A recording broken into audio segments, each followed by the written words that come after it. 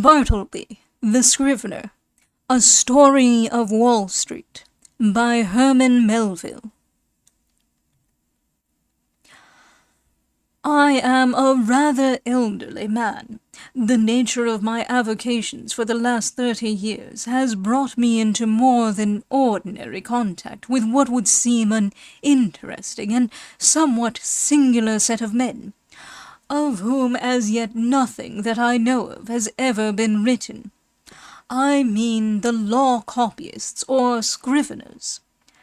I have known very many of them, professionally and privately, and if I pleased, could relate divers histories, at which good-natured gentlemen might smile, and sentimental souls might weep.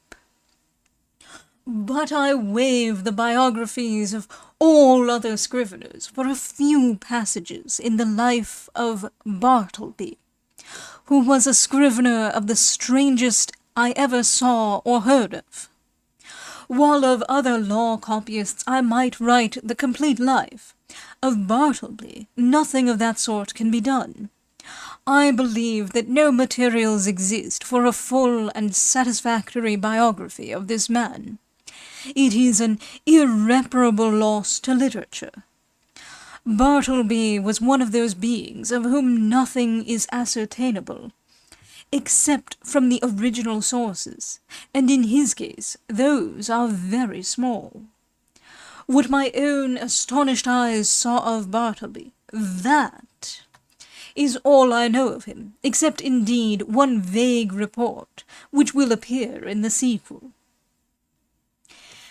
Ere introducing the Scrivener as he first appeared to me, it is fit I make some mention of myself, my employees, my business, my chambers, and general surroundings, because some such description is indispensable to an adequate understanding of the chief character about to be presented.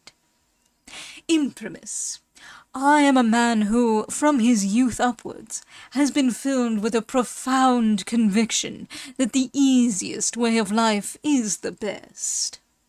Hence, though I belong to a profession proverbially energetic and nervous, even to turbulence at times, yet nothing of that sort have I ever suffered to invade my peace.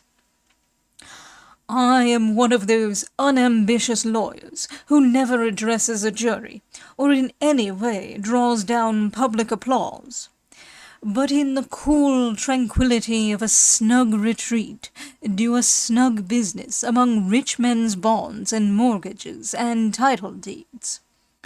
All who know me consider me an eminently safe man. The late John Jacob Astor, a personage little given to poetic enthusiasm, had no hesitation in pronouncing my first grand point to be prudence. My next, method. I do not speak it in vanity, but simply record the fact that I was not unemployed in my profession by the late John Jacob Astor, a name which I admit I love to repeat, for it hath a rounded and orbicular sound to it, and rings like unto bullion. I will freely add that I was not insensible to the late John Jacob Astor's good opinion.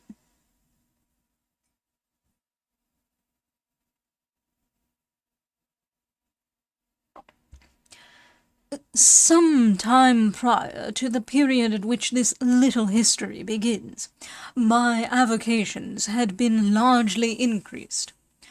The good old office, now extinct in the state of New York, of a master in chancery, had been conferred upon me.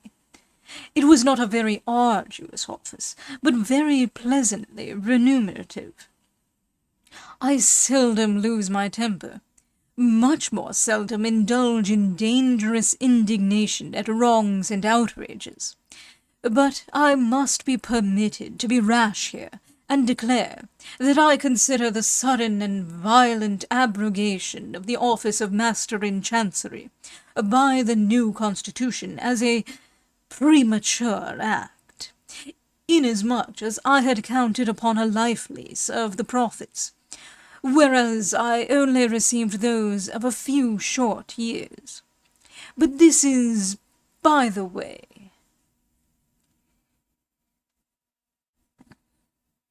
My chambers were upstairs at number something Wall Street. At one end they looked upon the white wall of the interior of a spacious skylight shaft, penetrating the building from top to bottom.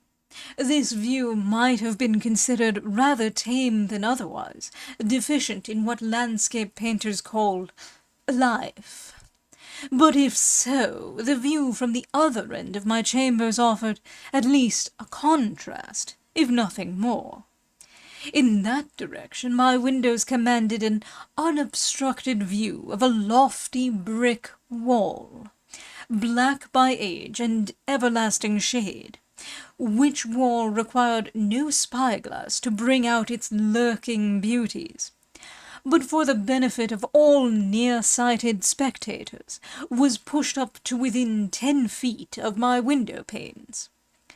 Owing to the great height of the surrounding buildings, and my chambers being on the second floor, the interval between this wall and mine not a little resembled a huge square cistern.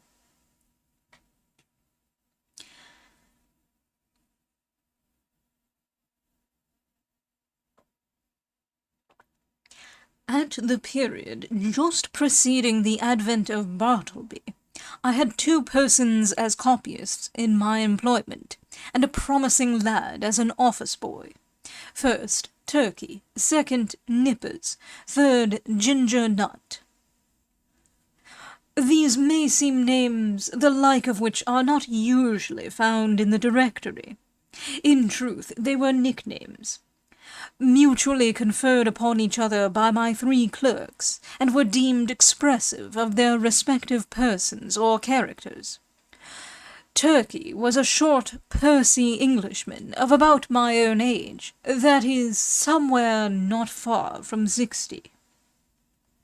In the morning, one might say, his face was of a fine florid hue, but after 12 o'clock, meridian, his dinner hour, it blazed like a grate full of Christmas coals, and continued blazing, but, as it were, with a gradual wane, till 6 o'clock p.m. or thereabouts, after which I saw no more of the proprietor of the face, which, gaining its meridian with the sun, seemed to set with it, to rise, culminate, and decline the following day, with the like regularity and undiminished glory. There are many singular coincidences I have known in the course of my life, not the least among which was the fact that exactly when Turkey displayed his fullest beams from his red and radiant countenance, just then, too, at that critical moment, began the daily period when I considered his business capacities as seriously disturbed for the remainder of the 24 hours.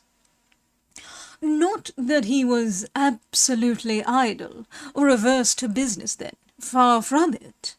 The difficulty was, he was apt to be altogether too energetic. There was a strange, inflamed, flurried, flighty recklessness of activity about him. He would be incautious in dipping his pen into his inkstand. All his blots upon my documents were dropped there after 12 o'clock, meridian. Indeed, not only would he be reckless and sadly given to making blots in the afternoon, but some days he went further, and was rather noisy. At such times, too, his face flamed with augmented blazonry, as if cannel coal had been heaped on anthracite.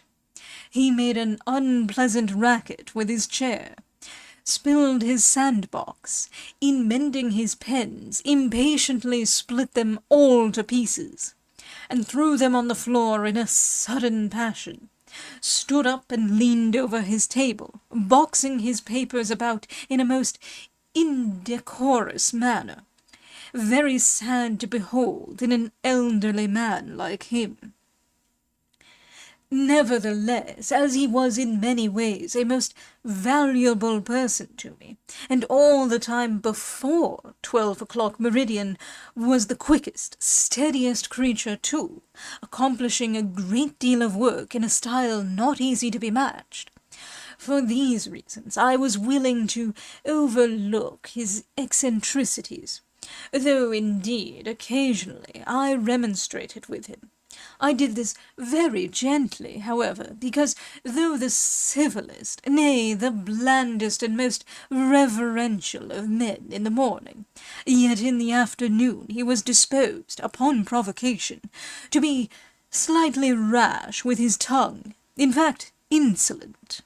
Now, valuing his morning services as I did, and resolved not to lose them, yet at the same time made uncomfortable by his inflamed ways after 12 o'clock, and being a man of peace, unwilling by my admonitions to call forth unseemly retorts from him, I took upon me one Saturday noon, he was always worse on Saturdays, to hint to him, very kindly, that perhaps now that he was growing old, it might be well to abridge his labours.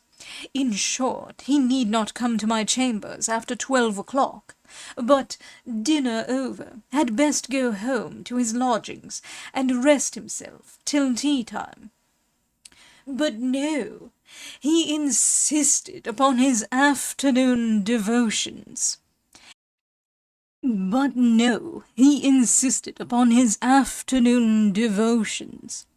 His countenance became intolerably fervid, as he oratorically assured me, gesticulating with a long ruler at the other end of the room, that if his services in the morning were useful, how indispensable then in the afternoon. With submission, sir, said Turkey on this occasion, I consider myself your right-hand man. In the morning I but marshal and deploy my columns, but in the afternoon I put myself at their head, and gallantly charge the foe, thus, and he made a violent thrust with the ruler. But the blots, Turkey, intimated I. True, but with submission, sir. Behold these hairs, I am getting old. Surely, sir, a blot or two of a warm afternoon is not to be severely urged against grey hairs. Old age, even if it blot the page, is honourable. With submission, sir, we both are getting old. This appeal to my fellow-feeling was hardly to be resisted. At all events, I saw that go he would not. So I made up my mind to let him stay, resolving, nevertheless, to see to it that during the afternoon he had to do with my less important papers. Nippers, the second on my list, was a whiskered, sallow, and upon the whole, rather piratical-looking young man of about 25. I always deemed him the victim of two evil powers, ambition and indigestion. The ambition was evinced by a certain impatience of the duties of a mere copyist, an unwarrantable usurpation of strictly professional affairs, such as the original drawing up of legal documents. The indigestion seemed betokened in an occasional nervous testiness and grinning irritability, causing the teeth to audibly grind together over mistakes committed in copying. Unnecessary maledictions, hissed rather than spoken, in the heat of business, and especially by a continual discontent with the height of the table where he worked. Though of a very ingenious mechanical turn, Nippers could never get this table to suit him. He put chips under it, blocks of various sorts, bits of pasteboard, and at last went so far as to attempt an exquisite adjustment by final pieces of folded blotting paper. But no invention would answer. If, for the sake of easing his back, he brought the table lid at a sharp angle well up towards his chin, and wrote there like a man using the steep roof of a Dutch house for his desk. Then he declared that it stopped the circulation in his arms. If now he lowered the table to his waistbands and stooped over it in writing, then there was a sore aching in his back.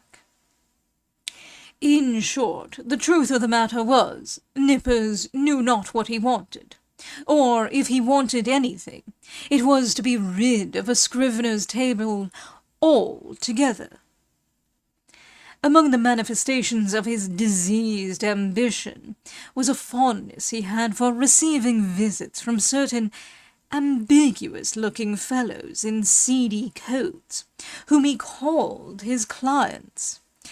Indeed, I was aware that not only was he, at times, considerable of a ward politician, but he occasionally did a little business at the justices' courts, and was not unknown on the steps of the tombs.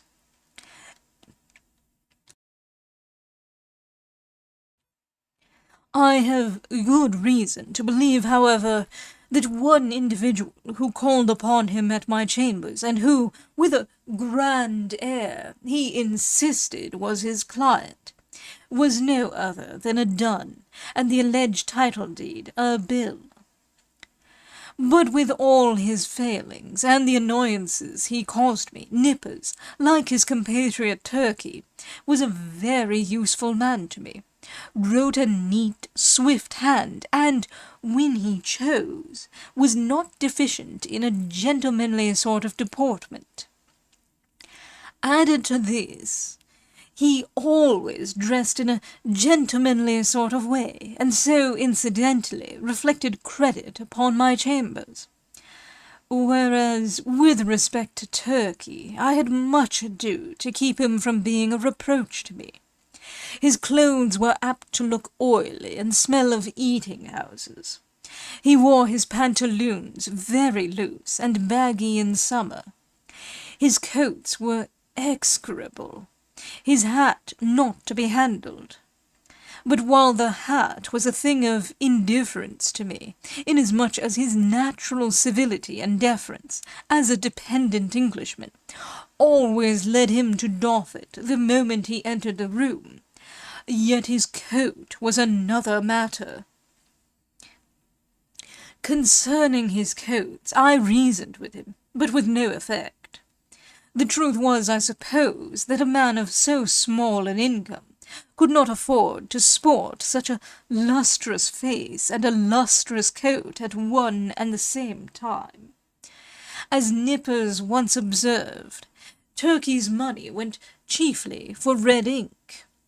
One winter day I presented Turkey with a highly respectable-looking coat of my own, a padded grey coat of a most comfortable warmth, and which buttoned straight up from the knee to the neck. I thought Turkey would appreciate the favour, and abate his rashness and obstreperousness of afternoons. But no, I verily believe that buttoning himself up in so downy and blanket-like a coat had a pernicious effect upon him, upon the same principle that too much oats are bad for horses. In fact, precisely as a rash, restive horse is said to feel his oats, so Turkey felt his coat. It made him insolent. He was a man whom prosperity harmed.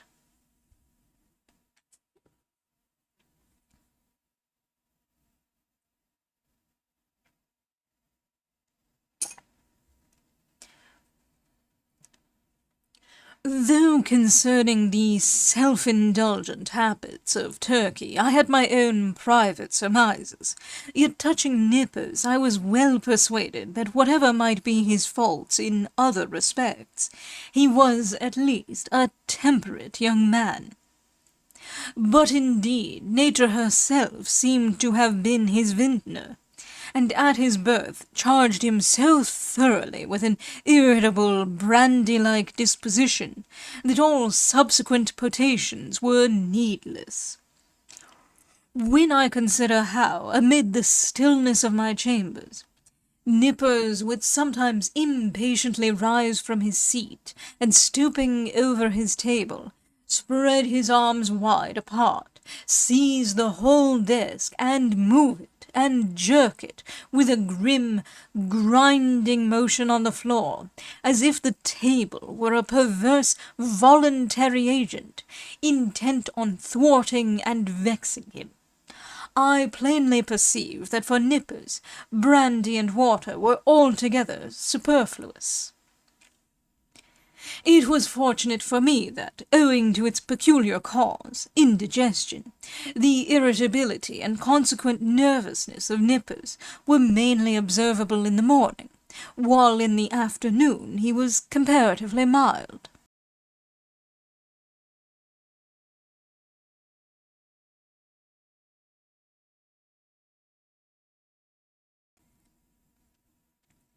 So that Turkey's paroxysms only coming on about 12 o'clock, I never had to do with their eccentricities at one time. Their fits relieved each other like guards. When Nippers was on, Turkey's was off, and vice versa. This was a good, natural arrangement under the circumstances. Ginger Nut, the third on my list, was a lad some 12 years old. His father was a carman, ambitious of seeing his son on the bench instead of a cart before he died. So he sent him to my office as student at law, errand boy, and cleaner and sweeper, at the rate of $1 a week. He had a little desk to himself, but he did not use it much. Upon inspection, the drawer exhibited a great array of the shells of various sorts of nuts. Indeed, to this quick-witted youth the whole noble science of the law was contained in a nutshell. Not the least among the employments of Ginger Nut, as well as one which he discharged with the most alacrity, was his duty as cake and apple purveyor for Turkey and Nippers. Copying law papers being proverbially dry, husky sort of business, my two Scriveners were fain to moisten their mouths very often with Spitzenbergs to be had at the numerous stalls nigh the custom-house and post-office. Also, they sent Ginger Nut very frequently for that peculiar cake, small, flat, round, and very spicy, after which he had been named by them. Of a cold morning, when business was but dull, Turkey would gobble up scores of these cakes, as if they were mere wafers. Indeed, they sell them at the rate of 6 or 8 for a penny. The scrape of his pen blending with the crunching of the crisp particles in his mouth. Of all the fiery afternoon blunders and flurried rashnesses of Turkey, was his once moistening a ginger cake between his lips, and clapping it on to a mortgage for a seal. I came within an ace of dismissing him then. But he mollified me by making an oriental bow, and saying, "With submission, sir, it was generous of me to find you in stationery on my own account."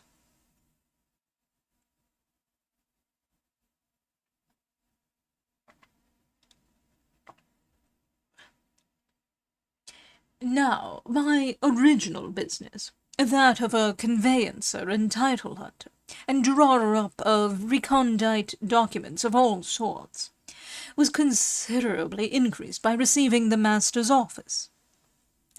There was now great work for Scriveners. Not only must I push the clerks already with me, but I must have additional help. In answer to my advertisement, a motionless young man one morning stood upon my office threshold, the door being open, for it was summer. I can see that figure now, pallidly neat, pitiably respectable, incurably forlorn. It was Bartleby. After a few words touching his qualifications, I engaged him, glad to have among my corps of copyists a man of so singularly sedate an aspect, which I thought might operate beneficially upon the flighty temper of Turkey and the fiery one of Nippers.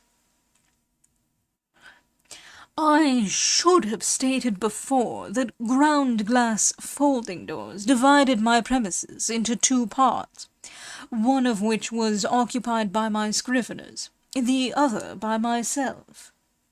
According to my humour, I threw open these doors, or closed them.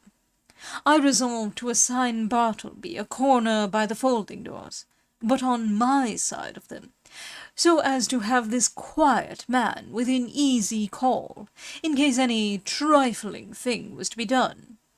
I placed his desk close up to a small side window in that part of the room, a window which originally had afforded a lateral view of certain grimy backyards and bricks, but which, owing to subsequent erections, commanded at present no view at all, though it gave some light.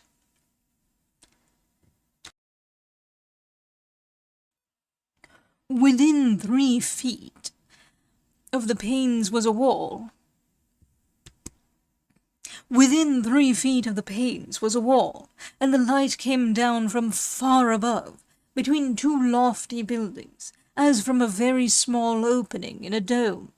Still further to a satisfactory arrangement, I procured a high green folding screen, which might entirely isolate Bartleby from my sight, though not remove him from my voice, and thus, in a manner, privacy and society were conjoined.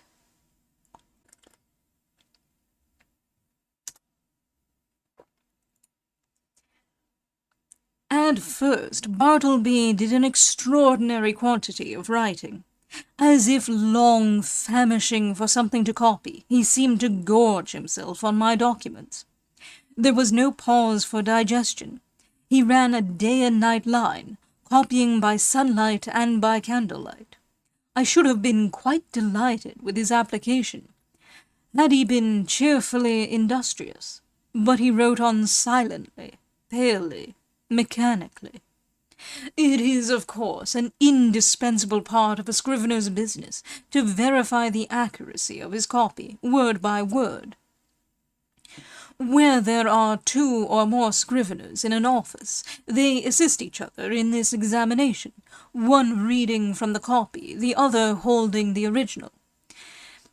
It is a very dull, wearisome, and lethargic affair. I can readily imagine that to some sanguine temperaments it would be altogether intolerable. For example, I cannot credit that the mettlesome poet Byron would have contentedly sat down with Bartleby to examine a law document of, say, 500 pages, closely written in a crimpy hand. Now and then, in the haste of business, it had been my habit to assist in comparing some brief document myself, calling Turkey or Nippers for this purpose. One object I had in placing Bartleby, so handy to me, behind the screen, was to avail myself of his services on such trivial occasions. It was on the 3rd day, I think, of his being with me, and before any necessity had arisen for having his own writing examined, that, being much hurried to complete a small affair I had in hand, I abruptly called to Bartleby. In my haste and natural expectancy of instant compliance, I sat with my head bent over the original on my desk, and my right hand sideways and somewhat nervously extended with the copy, so that immediately upon emerging from his retreat, Bartleby might snatch it and proceed to business without the least delay. In this very attitude did I sit when I called to him, rapidly stating what it was I wanted him to do, namely, to examine a small paper with me. Imagine my surprise, nay, my consternation, when without moving from his privacy, Bartleby, in a singularly mild, firm voice, replied, "I would prefer not to." I sat a while in perfect silence, rallying my stunned faculties. Immediately it occurred to me that my ears had deceived me, or Bartleby had entirely misunderstood my meaning. I repeated my request in the clearest tone I could assume, but in quite as clear a one came the previous reply. "I would prefer not to." "Prefer not to," echoed I, rising in high excitement and crossing the room with a stride. "What do you mean? Are you moonstruck? I want you to help me compare this sheet. Here, take it." And I thrust it towards him. "I would prefer not to," said he. I looked at him steadfastly. His face was leanly composed, his grey eye dimly calm. Not a wrinkle of agitation rippled him. Had there been the least uneasiness, anger, impatience, or impertinence in his manner, in other words, had there been anything ordinarily human about him, doubtless I should have violently dismissed him from the premises. But as it was, I should have as soon thought of turning my pale plaster of Paris bust of Cicero out of doors. I stood gazing at him a while, as he went on with his own writing, and then reseated myself at my desk. This is very strange, thought I. What had one best do? But my business hurried me. I concluded to forget the matter for the present, reserving it for my future leisure. So, calling Nippers from the other room, the paper was speedily examined.